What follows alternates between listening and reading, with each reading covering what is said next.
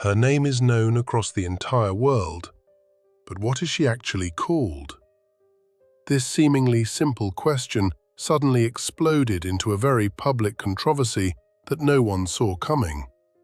It all started with a single line in a TV series and ended with a statement that caught everyone off guard. Actress Mindy Kaling, the beloved star of the iconic series The Office, referred to her in the first season of her show, With Love, the way most people do: Meghan Markle. Harmless enough, right? But the Duchess responded immediately and publicly corrected Kaling. Her surname is not Markle, it's Sussex. This happened in 2024 and marked the very first time Meghan had personally addressed the question on the record. The reaction across social media was instant and fierce. Some rallied behind the Duchess, others couldn't hide their amusement. The woman insisting on the name Sussex has visited that county exactly once in her entire life. One visit and a title she wears like a second skin. One short comment and the internet erupted. Royal fans across the world rushed to weigh in. How dare a woman who left Britain for a California estate tell everyone what she should be called? Thousands of comments, hundreds of posts, arguments running well into the night, all over a surname. More precisely, a surname she doesn't technically have at all. There is one fundamental point that needs to be understood here. According to royal protocol, members of the British dynasty are not entitled to a surname in the traditional sense. No surname, only a title. This rule has existed for centuries and applies to everyone without exception. So when Meghan confidently declares that her surname is Sussex, she is making a claim about something that does not officially exist. It is not a surname. It is the name of a county in the southeast of England. Committed monarchists, naturally, were not about to stay quiet. In their view, if a surname must be used at all, which is itself a breach of protocol, the correct choice would be Mountbatten Windsor. That is the surname used by those members of the royal family who, for whatever reason, require one in official documents. Harry himself used it during his military service. But Meghan, it seems, finds that option unacceptable. It ties her too closely to the family she walked away from so loudly and so publicly. And now, the most uncomfortable detail in this entire story. Meghan Sussex, as she now prefers to be known, has visited the county of Sussex exactly once since that title came into existence. One visit, a few hours, and never again. The county that gave her its name is, by all appearances, somewhere she is happy to leave on the map. And yet that is precisely the word she chose for herself, for her children, for her public identity. Archie Sussex, Lilibet Sussex. It sounds elegant, particularly from Montecito. Equally telling is the fact that the general public continues to call her Meghan Markle and shows no sign of changing that habit. Markle is the maiden name she carried as an actress on Suits, as the author of the blog The Tig, as the woman she was before Prince Harry. That name made her recognizable long before Buckingham Palace ever entered the picture. And no interview, however carefully worded, has the power to erase it from the memory of millions. At a certain point, Meghan decided to speak for herself. Not through a press office, not through an anonymous source close to the family, but in person, on camera, looking straight into the lens. The setting was an interview with presenter Emily, and it was there that the Duchess explained her position for the first time, clearly and at length, on a subject that had by then been burning across the internet for several weeks. "My official name is Meghan, the Duchess of Sussex," she said, calmly and without a trace of discomfort. but we use Sussex as a surname, and our children carry that name. That is what I was called after the wedding. I officially changed my name, but for many people, it is an unusual choice because it doesn't fit within traditional frameworks. Calm, composed, unapologetic. That was the tone she chose, and that alone says a great deal. No justifications, no hesitation, just the clear position of a woman who long ago decided who she wants to be, and is now simply explaining it to everyone else, to those who hadn't kept up, or to those who had no wish to. But the real blow came a little later, near the end of that same interview, almost in passing, as though it were barely worth mentioning. I realized that whatever I am called, I will remain myself, she said. My name does not define me, and perhaps that is the key difference. The key difference? From whom? From what? She didn't elaborate, and it was precisely that silence that landed hardest of all.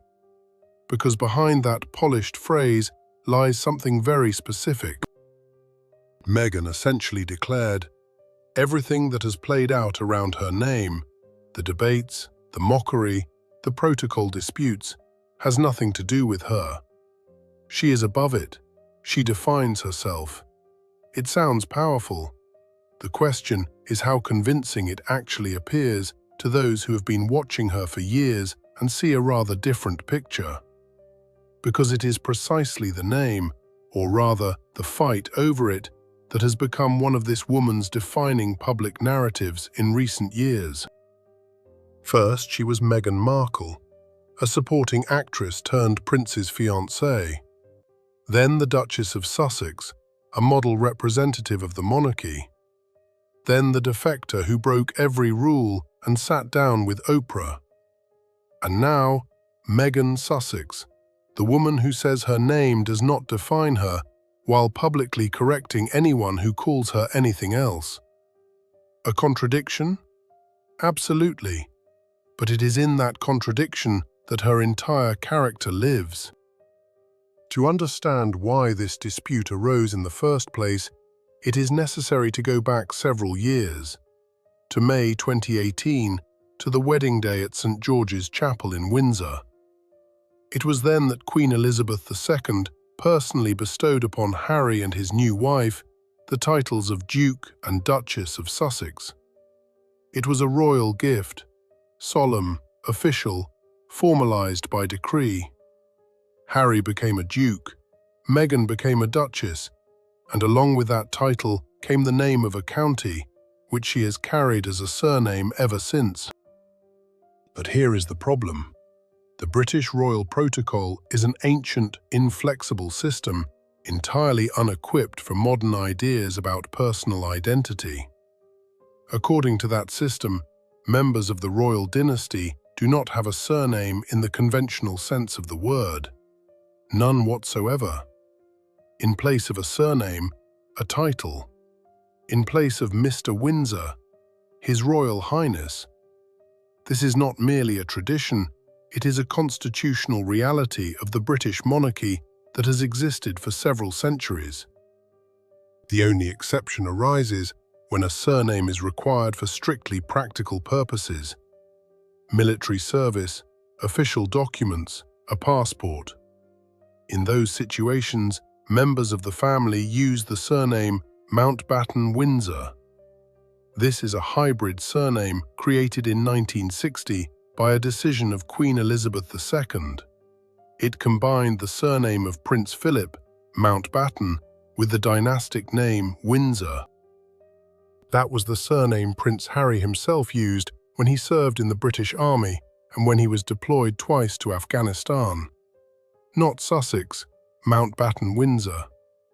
As for the children, the story of their titles is a separate matter and in its own way a revealing one. When Archie was born in May 2019, he received neither the title of Prince nor that of Lord. Harry and Meghan publicly declared that they wished to raise their son as an ordinary person, free from royal titles. It was presented as a deliberate choice. Progressive parenting, a rejection of outdated hierarchies. The press wrote about ordinary boy Archie. In reality, the situation was rather more complicated. Under rules introduced by King George V in 1917, the great-grandchildren of the sovereign do not automatically receive the title of prince unless the monarch specifically chooses to extend that circle. The Queen made no such decision. Archie became simply Master Archie Mountbatten Windsor. Everything changed in September 2022 when Queen Elizabeth II passed away and Charles III ascended to the throne. Under protocol, with the new monarch in place, the children of a prince automatically receive a higher status. Archie and Lilibet, Harry and Meghan's younger daughter, born in June 2021, became a prince and a princess. The very titles from which their parents had so publicly distanced themselves came to the children automatically, without petitions, without ceremonies, simply by right of blood. It is worth noting that at precisely that moment, Harry and Meghan raised no objection. Prince Archie, Princess Lilibet. There were no grand statements about rejecting outdated hierarchies this time around. The California Sussexes turned out to have no objection to royal titles whatsoever, when those titles belong to their children. Meghan likes to talk about freedom, about how she can finally be herself, about how the rules are gone, the pressure is gone, the need to pretend to be someone else is gone. It sounds compelling, particularly if you don't know exactly what she has freed herself from. And she told us herself, in detail. And some of those details say far more than any philosophical meditation on identity ever could. In that same interview with Emily, Meghan touched on a subject that caught many people off guard. She admitted that life at the royal court was governed by rules so strict and so all-encompassing that almost no personal space remained. Every public appearance is not simply a matter of choosing a dress and styling your hair.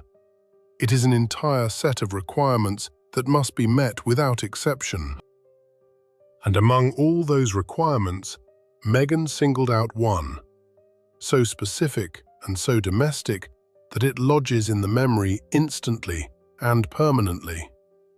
Nude tights, mandatory, always. At every official engagement, in any weather, with any outfit. Not because they look good, not because they are comfortable, but because that is the rule, because that is what the Queen wore, because Buckingham Palace decided it, and the matter is not open for discussion. For a woman who, before her marriage, had lived the life of a modern, independent Californian, that dress code became the symbol of everything that weighed on her at court. One small item of clothing, and behind it, an entire system of control. But the tights were the least of it. The real sacrifice was something else entirely. In the spring of 2017, just a few weeks before the official announcement of her engagement to Prince Harry, Meghan closed her personal blog, The Tig. The very blog she had been writing since 2014, about food, travel, fashion, beauty, and life as she saw it. The blog was popular, lively, and genuine. It was her voice long before that voice became of interest to the world's media, and she shut it down, quietly, at the palace's insistence. No official explanation was offered, only a brief farewell message on the website. Meghan wrote that the Tig had been a place where she could share what she loved, and that the time had come to move forward. Not a word about the fact that she had no choice. Not a word about the fact that palace protocol excludes any personal public activity not cleared by the press office. Simply, Time to move forward. Graceful, regal, and entirely involuntary. Today, Meghan says she can finally be herself. That is probably true, but it is worth remembering exactly what that cost. The blog shut down. The acting career frozen at its peak. Her personal opinions kept under lock for years. For the title of Duchess, she paid with what most people consider the most valuable thing they have: the right to say what you think, to wear what you like, and to call yourself whatever you choose. The irony is that this is precisely the right she now defends most loudly, now that all of it is safely in the past. There are questions that are not asked in order to receive an answer. They are asked in order to watch someone dodge. That was precisely the kind of question that came up in the interview with Emily about Meghan's political views. And the Duchess dodged. Masterfully, precisely, with a smile, but she dodged. She announced that she has not spoken publicly about politics since 2016. She said it calmly, as though discussing a dietary choice or a habit of waking up early. Since 2016. The date is not accidental. 2016 was the year of the United States presidential election, which Donald Trump won. And it was precisely up until that point that Meghan spoke about politics with considerable enthusiasm. More than that, she spoke sharply, directly, and without any qualifications whatsoever. That same year, 2016, before she had even met Prince Harry, Meghan gave an interview in which she called Donald Trump a sexist and a divisive figure among women voters. These were not words dropped carelessly in a private conversation. This was a public political statement recorded on camera. She knew what she was saying. She knew people were listening. And she said it anyway, because at that point, she was Meghan Markle, actress and blogger, a woman without protocol restrictions and without a title that needed protecting. Then Harry arrived. Then Buckingham Palace. Then the rule by which members of the royal family are not permitted to make political statements. And Meghan went quiet. In 2016, precisely when it became necessary to do so, since then, silence. No comments on elections, no statements about candidates, no posts in support of or against anyone. The woman who publicly called the sitting president a sexist suddenly discovered within herself an exemplary political neutrality. Today, Trump is back in the White House, president again, and Meghan is silent again. Although by all appearances, she is now free. The palace protocol no longer applies, there are no official duties, the royal family's press office has no hold over her opinions. She could say whatever she liked. But she says nothing, because now she has different interests. Her own projects, partnerships, a personal brand that cannot afford to be weighed down by political statements capable of alienating half her potential audience.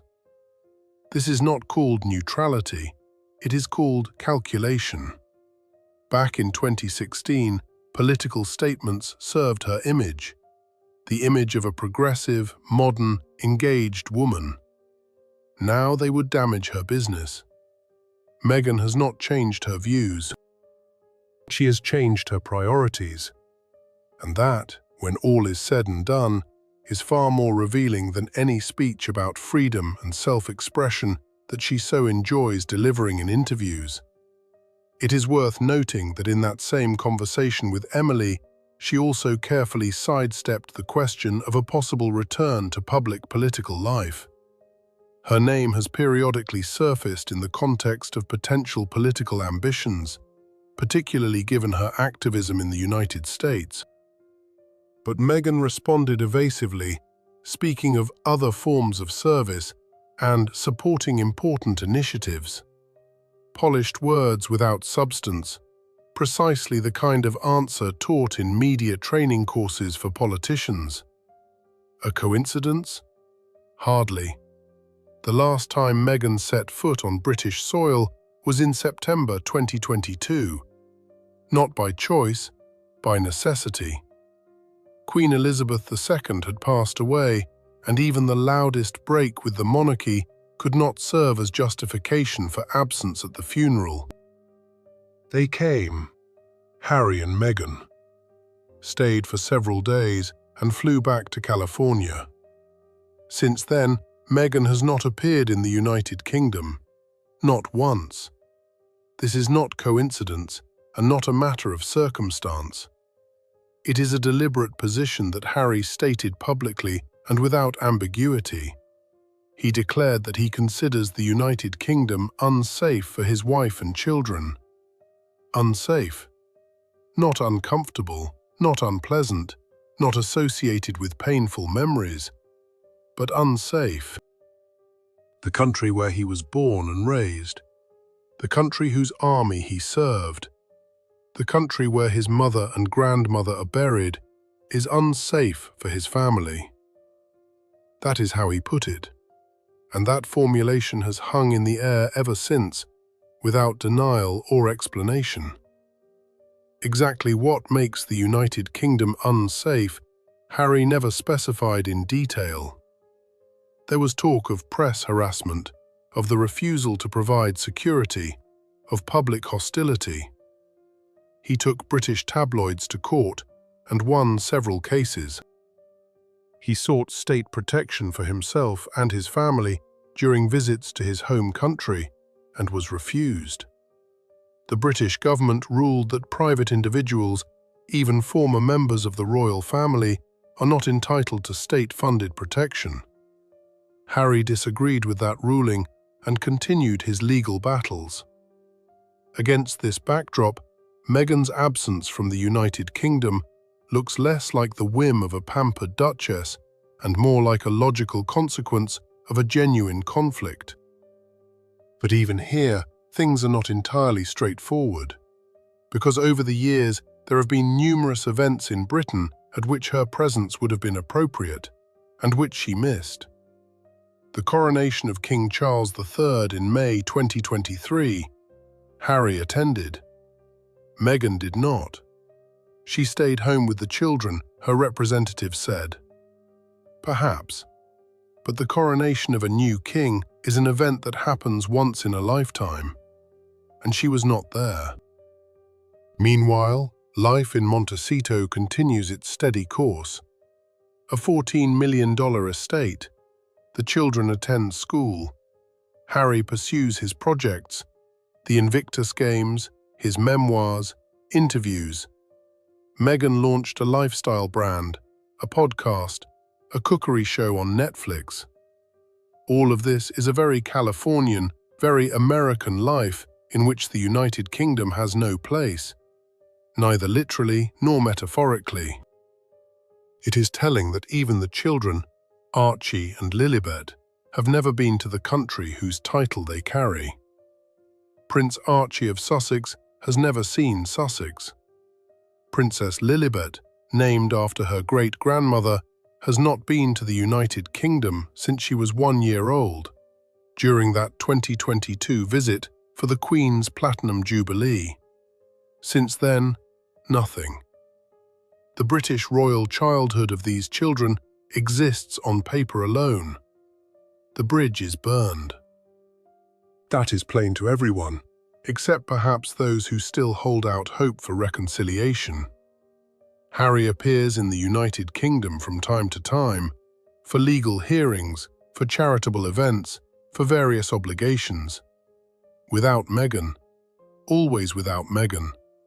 And every such visit only underscores how final and irreversible her departure turned out to be. She left and did not return. She changed her name and insists upon it. She says she is free, and perhaps for the first time in a long while, that is genuinely true. Only that freedom runs on California time. and it has absolutely nothing to do with Sussex. If this story got under your skin, you know what to do. Hit like, subscribe to the channel, and ring the bell so you don't miss the next one. This is exactly the kind of story we cover here, where, behind the polished surface, there's always something far more interesting going on. See you next time.